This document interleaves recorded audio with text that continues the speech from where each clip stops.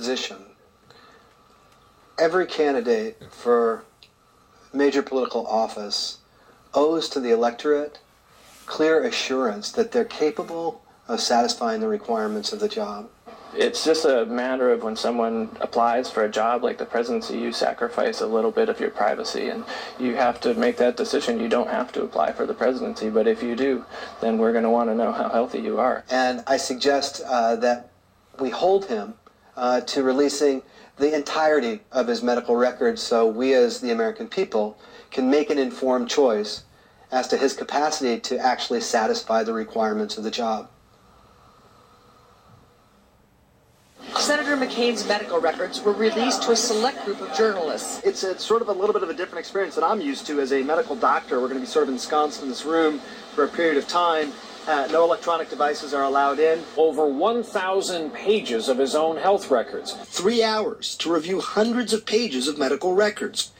A daunting task, even for a doctor. No copies can be made of McCain's records. There's no internet or cell phone use allowed in the room. He's running for the highest office in the land.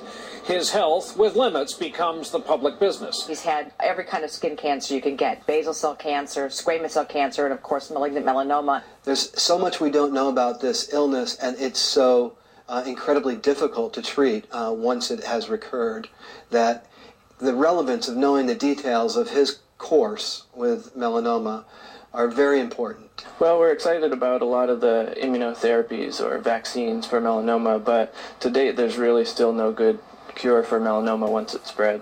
So these are the survival curves of patients with melanoma over 15 years that were produced by the American Joint Committee on Cancer Staging. You can see on the bottom are the number of years, and on the side are the proportion of people surviving.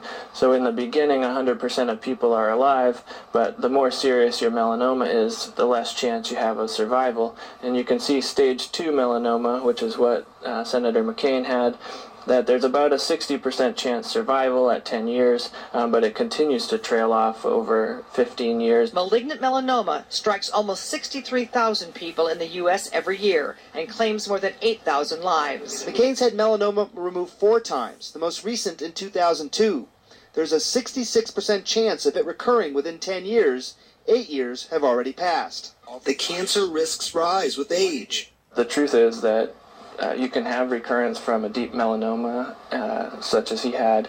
As many as 20 years later, you can have a recurrence. And so those statistics are known, and we should just know the absolute details about what his chances for survival are. So if he was to have a recurrence in the course of the next few years, the treatments are so difficult and so toxic that during the time he would be undergoing potentially life-prolonging treatment, he would be disqualified and incapacitated from fulfilling the responsibilities of a public servant.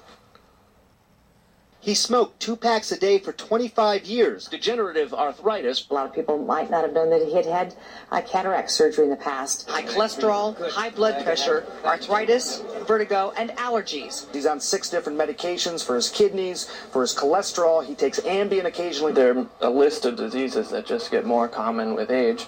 Alzheimer's, cardiovascular disease, stroke, arthritis. He has a lot of them.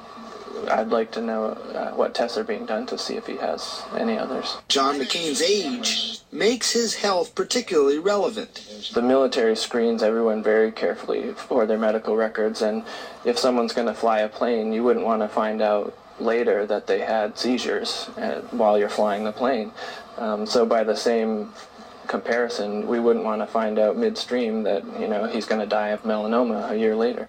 We deserve to know the details of his medical records, and the American people deserve to make an assessment of whether they're satisfied that he's capable of fulfilling his obligations as president.